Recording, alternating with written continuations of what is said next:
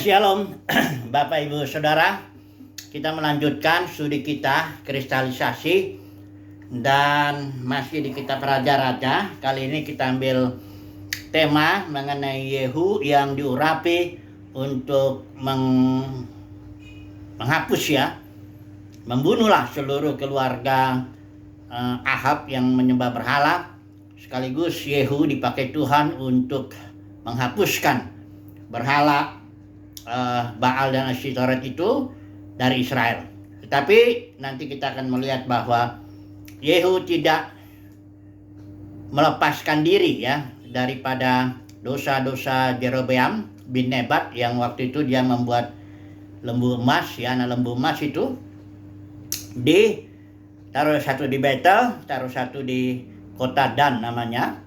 Dan waktu itu Jerobeam membuat suatu ibadah yang baru, menentukan hari raya, menetapkan imam-imam menurut maunya sendirilah, bikin aturan sendirilah, kira-kira begitu, aturan ibadah sendiri, Jerobeam. Nah, nanti dalam kita menafsirkan seperti biasa, kita harus melihat prinsip, konteks, yang konteks itu kita sudah tahu itu artinya kon dengan textus, istilah Latin. Kon itu artinya bersama, textus itu artinya terjalin atau dirangkai, Jadi kalau kon digabung dengan textus itu berarti dijalin bersama, dirangkai bersama. Nah, kalau konteks ini diterapkan kepada literatur, maka dia berarti bahwa dalam setiap alinea-alinea itu ada rangkaian pikiran, ada hubungan pikiran, Itu sebabnya kalau mau menafsirkan satu bagian alinea, kalimat, bahkan satu kata pun harus dilihat alur berpikirnya, supaya jangan nanti salah mengerti, Ini konteks sangat penting. Nah, yang sedang saya bicarakan di sini adalah konteks Perjanjian Lama dan Perjanjian Baru. Saya selalu berulang-ulang bahwa secara umum Perjanjian Lama itu alur berpikirnya itu adalah sebagai nubuat, kedua sebagai bayangan, ketiga sebagai simbol atau tanda. Kemudian alur berpikir Perjanjian Baru ini, karena ini ada gabungannya. Kalau ini nubuat, Perjanjian Lama itu pola berpikirnya, ini penggenapannya. Kalau dalam Perjanjian Lama itu adalah bayangan, ini wujudnya yang adalah Kristus, Kolose 2 ayat 17. Kalau Perjanjian Lama ini jasmani, bersifat jasmani dia, karena memang begitu prinsipnya dari Korintus pertama, yang natural, yang jasmani, baru yang spiritual. Yang ini spiritual. Nah, ini alur berpikir ini harus dijaga dalam penafsiran agar kita menafsirkan sesuatu sesuai konteks. Saya langsung contoh di sini. Di sini kasusnya, ceritanya secara jasmani, cerita itu Yehu, musuh yang harus ditumpas itu jasmani juga, Ahab dan keluarga, seluruh keluarganya. Senjata yang dipakai Yehu itu juga jasmani, pedang betulan, karena yang dibunuh itu memang betulan, orang dibunuh. Pola berpikir ini ketika dia masuk kepada alur berpikir Perjanjian Baru, ini Perjanjian Baru adalah alur berpikir penggenapan, Terus ini bayangan, ini wujud, Kristus, Kemudian di sini simbol, tanda, di sini realita, I am the reality, kata Yesus itu, Jadi kalau orang tidak memahami prinsip atau alur berpikir Perjanjian Lama dan Perjanjian Baru, maka dia mencomot. Itu yang terjadi dalam kekristenan. Dicomot hukum perpuluhan, hukum buah sulung. Itu jasmani, Buah sulung jasmani, hasil tani. Dicopot, dimasukkan dalam gereja, yang sebenarnya ini wujudnya buah sulung itu menurut Yakobus itu orang. Umat pilihan yang sebagai buah sulung, umat pemenang. Jadi kalau tidak memperhatikan konteks, dalam hal ini konteks Perjanjian Lama dan Perjanjian Baru, itulah terjadi kekacauan. Mencomot pola ibadah juga. Dalam Perjanjian Lama, ibadah jelas harus di tempat yang Tuhan pilih, yaitu Yerusalem. Dalam ibadah Dalam perjanjian lama itu jelas kemah suci yang merupakan simbol kehadiran Tuhan adalah bait suci, kemah ya, yang dibangun Salomo, yang atau kemah Daud ya. Pendeknya bentuk jasmani. Nah, ketika dia ibadah itu masuk ke dalam konteks perjanjian baru, ini harus ingat perkataan Yesus. Ibadah nggak lagi di gunung ini, gunung itu. Itu pembicaraan Yohanes 4 itu antara Yesus dengan perempuan Samaria. Mereka sedang bicara soal ibadah. Ya.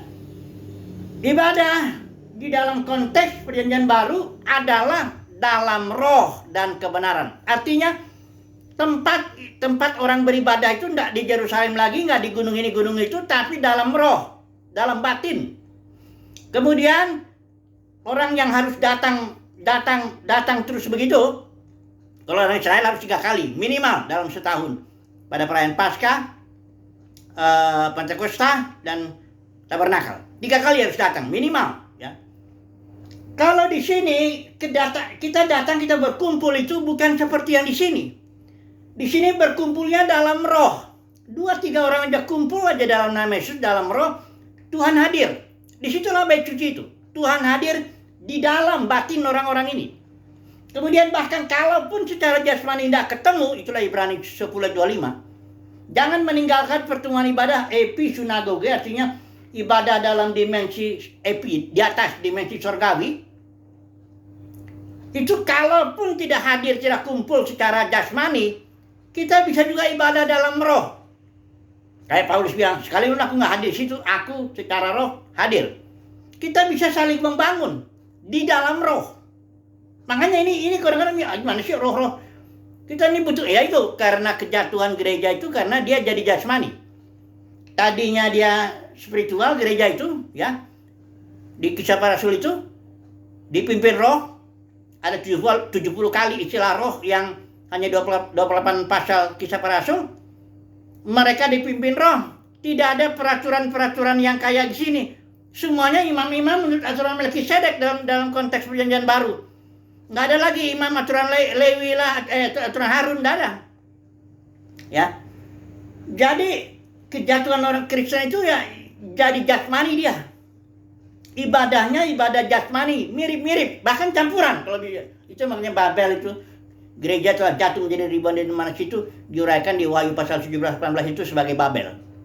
Masuk pemerintahan manusia, masuk aturan manusia, masuk kepemimpinan manusia. Jadi nggak Roh Kudus saja.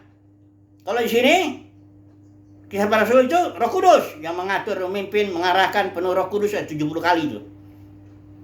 Kalau di sini dicampur.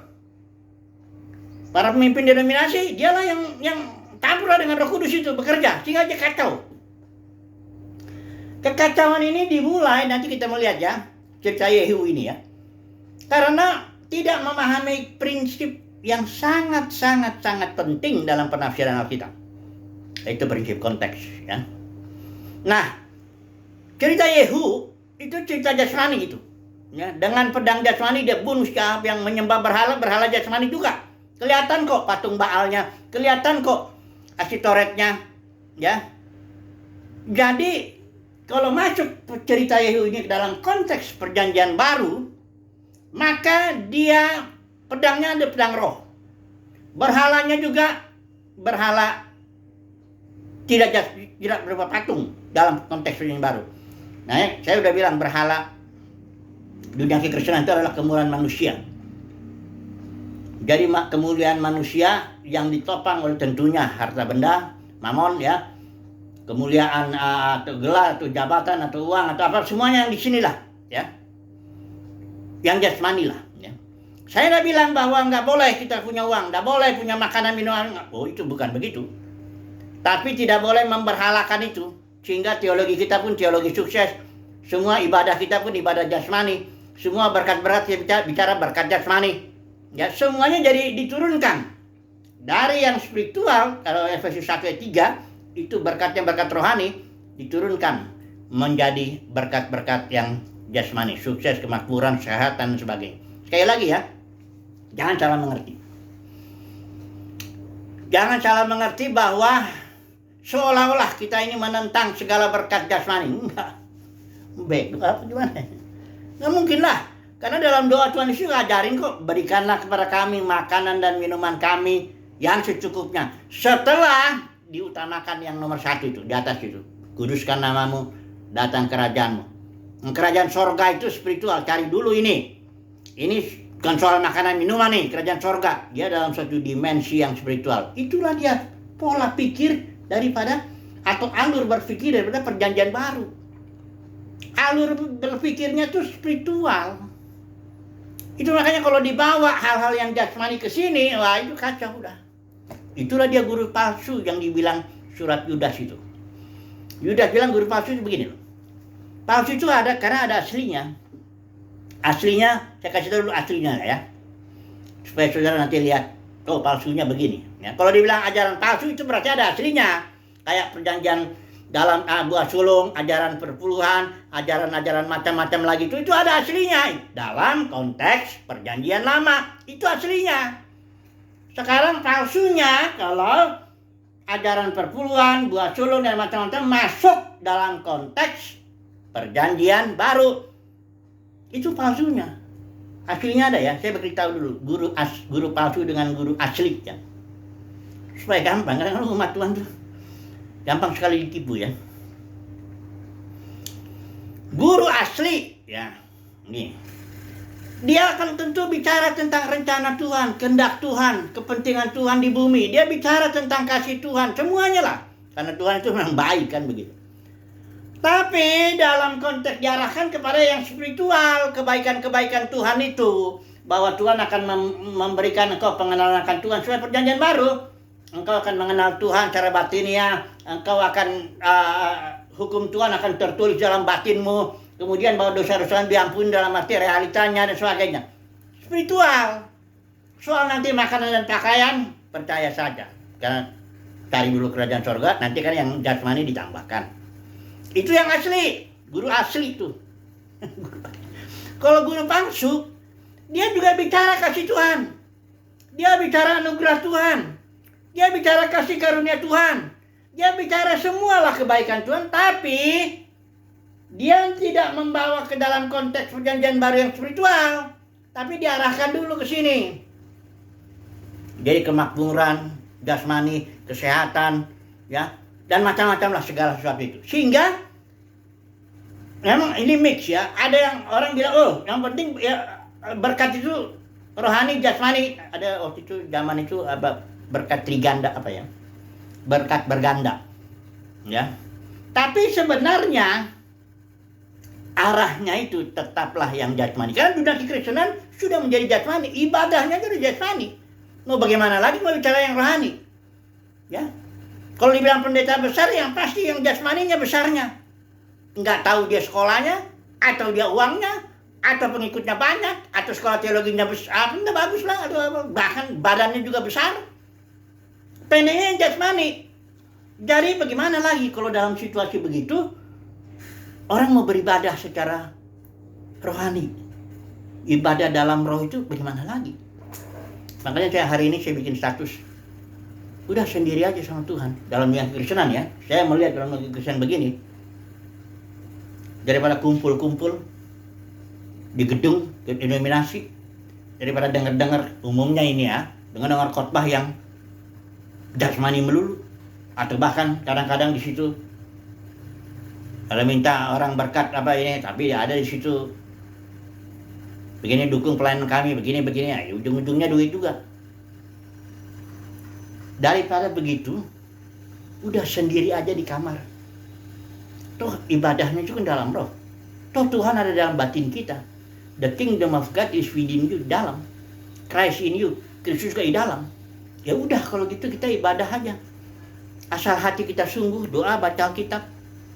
Saya udah 22 tahun tuh kayaknya nggak kumpul-kumpul rame-rame gitu kayak. Enggak, saya belajar sendiri. Saya cari Tuhan sendiri. Saya bergumul sendiri.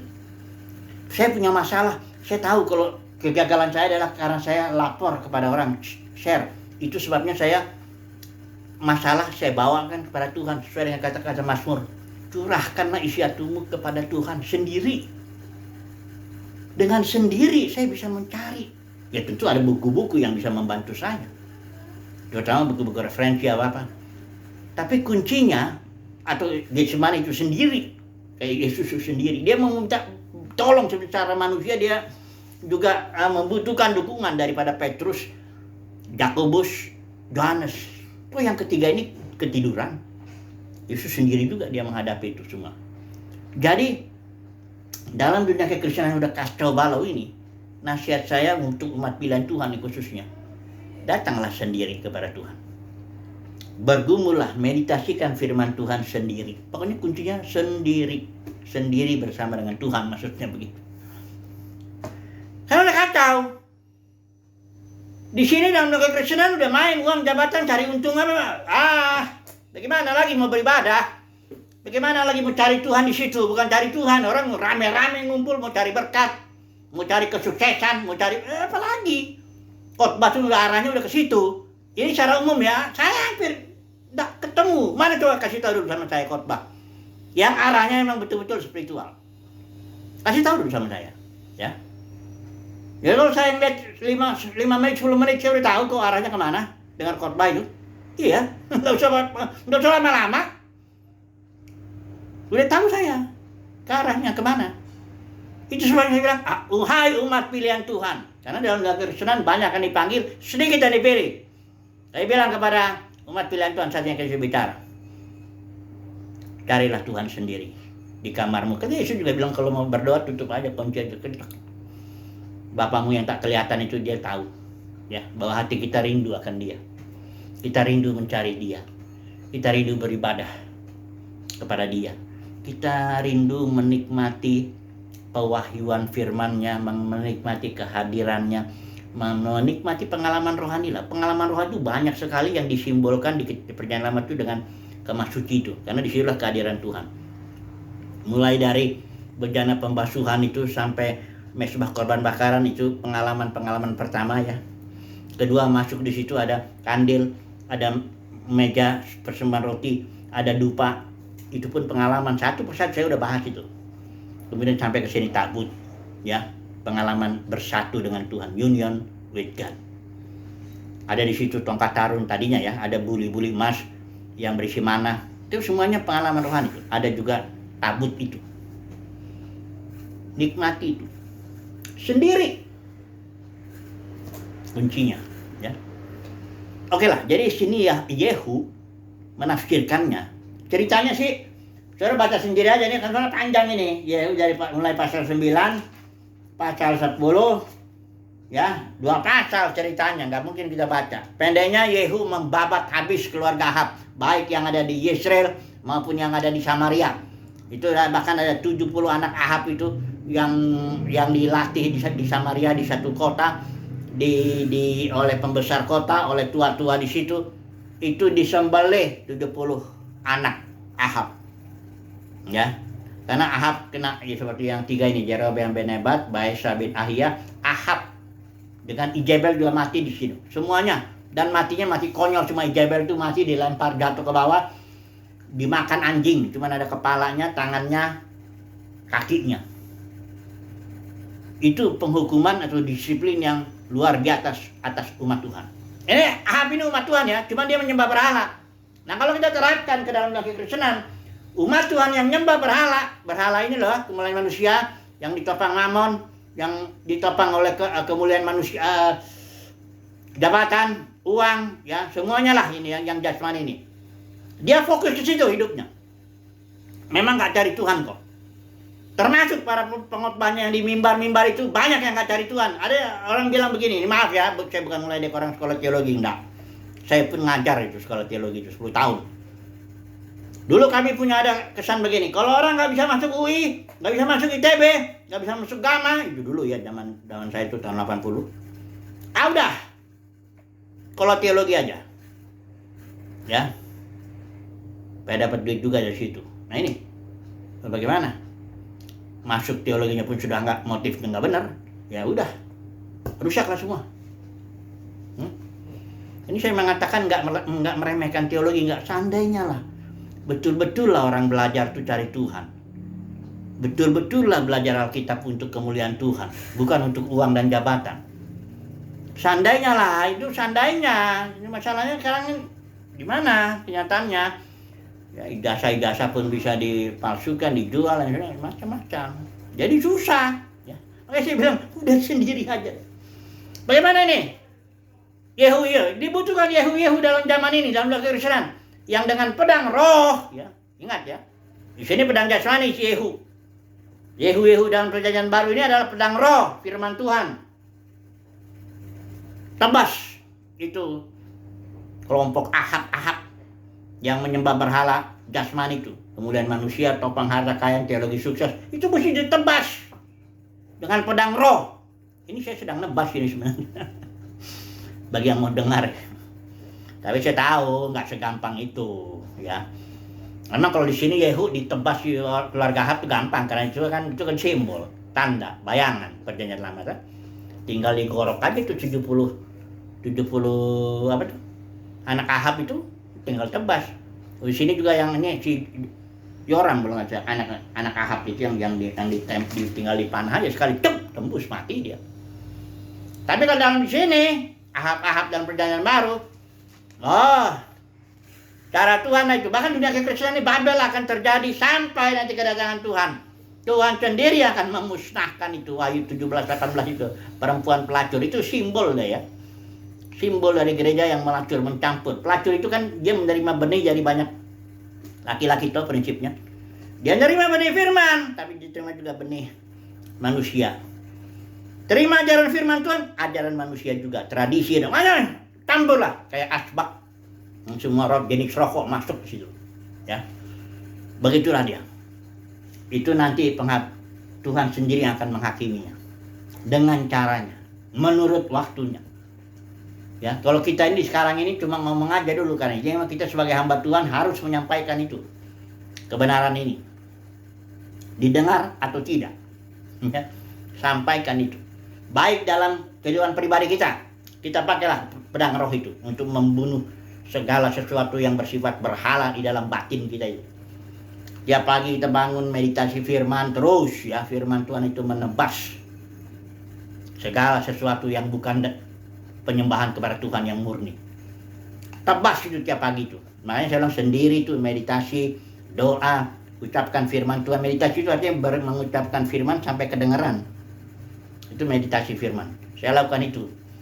Kalau pagi 3 pasal, kalau malam 5 pasal. 5 bagian lah firman Tuhan. Diucapkan seolah kita bicara kepada diri sendiri. 5 bagian pasal-pasal yang memang ada ceritanya lah tersendiri antara kita dengan Tuhan. Maka pasal itu kita ambil. Baca kedengaran, baca terus kedengaran. Itulah pedang roh menebas segala yang bersifat berhala dalam batin kita ini. Karena batin, kalau dalam Yehu batin berhalanya tuh di apa? Patung apa di luar. Tapi kalau dalam kekristenan saat ini berhalanya dalam batin. Cinta uang, cinta jabatan, cinta kemuliaan manusia, macam-macam lah. Di batin itu, ya, itu harus ditebas dengan firman roh, firman Tuhan, pedang roh. Ya. Secara pribadi, secara komunitas juga. Kalau bicara dalam keluarga, ada banyak orang ngomong begini, udah mulai jasmani ngomongnya, sudah mulai nggak benar ini. Kita tebas itu dengan pedang roh. Kita langsung bicara itu, ya. Atmosfer berhala itu tadinya kita masukkan firman pedang roh itu. Atau yang sekarang ini publik. Medsos ini bagus juga ini. Ini alat ini untuk kita pakai, ya, untuk tebas berhala-berhala. Tapi saya yakin sekali lagi, nggak segampang itu. Kalau menebas Ahab dan keluarganya itu dengan pedang jasmani, dengan anak-anaknya 70 sekali tebas habis. Kalau di sini berhala dunia kekristenan, kita ini makhluk nggak sederhana itu. Udah dengar firman, udah saya kasih nanti ayat-ayat pun sudah belum tentunya diterima, bahkan dianggap itu kan pandangan kamu. Jadi nanti tunggu aja. Nanti tunggu aja gitu waktu Tuhan, ya. Tapi saya masih ada waktu ini sebentar ini. Saya mau bilang berhala dalam kekristenan ini, saya udah bilang itu kemuliaan manusia yang ditopang oleh Mammon, ya tentu ajarannya juga. Biliam, Nikolaus, Jebel itu berhala tuh ajaran-ajaran itu. Kemudian guru-guru palsu ini yang di surat Yudas itu yang mengarahkan, membengkokkan ya kasih karunia Tuhan, mengarah kepada hal jasmani. Terus ada lagi berhala-berhala yang dalam batin itu ya. Semuanya di situlah, dan itu terekspresi dalam kekristenan itu. Dalam gedung-gedung denominasi itu kelihatan lah itu betapa jasmaninya. 200 tahun pertama gereja nggak ada gedung, nggak ada gedung ya, tak ada yang namanya struktur ya. Siapalah di situ gembala sidangnya, siapalah di situ ketua sinodenya, siapalah di situ. Nggak ada uang dan jabatan, karena Matius 23 itu jelas. Yesus bicara konteksnya itu ahli Taurat dan orang Farisi telah menduduki kursi Musa, karena memang dalam konteks perjanjian lama ada jabatan. Tapi Yesus bilang ayat 8 ini, perhatikan di sini, tetapi kamu janganlah kamu disebut rabi, dalam arti bukan gak ada guru, dalam arti jabatan itu kursi Musa yang menyebabkan engkau punya otoritas. Yesus tidak pernah mendelegasikan otoritasnya kepada gereja. Yesus cuma memberikan rasul, nabi, penginjil, pengajar sebagai pemimpin yang dalam organisme ini. Pemimpin itu seperti urat, sendi-sendi dan ya, saya baca di Kolose ini ya, urat-urat dan sendi-sendi yang membuat tubuh menjadi menyatu dan bertumbuh. Coba saya baca ya, Kolose 2 ayat 19. Dan yang tidak berpegang teguh pada kepala, yang daripadanya seluruh tubuh melalui, ya artinya para pemimpinnya, seluruh tubuh melalui sendi-sendi dan urat-urat, karena ditunjang dan diikat bersama. Jadi sendi-sendi dan urat-urat itu menyatukan, ditunjang bersama, diikat bersama, tumbuh dengan pertumbuhan yang dari Elohim. Jadi para pemimpin itu seperti urat-urat, ini saya pakai ILT ya, urat-urat dan sendi-sendi. Kolose 2 ayat 19. Dia mengikat. Tahu lihat pemimpin dalam denominasi, dia memecah karena dia menarik murid. Kisah para Rasul 20 bilang begitu. Dari antara kalian, kata Paulus, akan ada orang-orang dengan ajaran palsu, tarik murid-murid kepada dirimu sendiri. Bukan tarik murid aja, tarik juga duitnya. Dengan apa? Perpuluhan, buat suluh, macam-macam. Itulah yang terjadi. Para pemimpin denominasi bukan hanya memperlengkapi seperti Efesus 4, tapi dia menarik murid-murid kepada dirinya dan juga menarik uangnya, bangun kerajaan sendiri. Denominasi itu kerajaan ya. Saudara kalau mau tahu rajanya siapa, datang aja ke satu gedung denominasi tertentu. Nggak lama saudara akan ketemu rajanya di situ. Dia yang punya otoritas. Barangkali dia juga yang punya gedung itu. Barangkali dia juga yang punya hak untuk pecat, bahkan wakilnya bisa dipecatnya. Ya, itulah rajanya. Bukan Yesus ya, jangan bilang Roh Kudus lagi itu, enggak. Itu manusia itu, kerajaan manusia yang memanfaatkan untuk karunia Tuhan. Ini saya ngomong terus terang aja ya. Tapi saya yakin hanya umat pilihan Tuhan lah yang bisa menerima ini. Hanya umat pilihan Tuhan yang merasa diteguhkan untuk ikut Tuhan, untuk ibadah dalam roh dan kebenaran. Saya yakin denominasi ini nggak akan mau dengerin. Kenapa? Kalau saudaraku soal masalah perut nih ya, soal uang, soal jabatan, itu hanya peti mati yang bisa menyelesaikan itu. Kalau nggak karena pilih, kalau nggak karena di jamaah Tuhan dibentuk, diproses, dihajar. Saya juga dulu begitu. Walaupun kecil uang yang saya dapat gaji pendeta itu, atau jabatan saya dapat pendeta juga, walaupun kecil, tapi sempat juga di jemaatnya 400 orang. Walaupun kecil, tapi saya nggak akan mau turun dari jabatan itu. Oh, nggak bisa. Karena itu kemuliaan bagi saya nggak bisa. Ya. Ada teman saya juga, dia udah stroke, udah ini, masih juga dia nggak mau turun dari jabatannya gembala sidang, nggak mau dia. Memang peti mati nanti yang akan menyelesaikan itu. Biasanya, ya itulah kasus yang saya alami. Baik diri saya maupun pada teman-teman yang saya kenal itu. Oke lah, kesimpulannya, Yehu menumpas dengan pedangnya Yasrani, ya, keluarga Ahab maupun juga penyembahan berhala Israel. Kita di sini Yehu dengan pedang roh kita menghantam dalam berhala-berhala dalam kekristenan. Haleluya. Amin.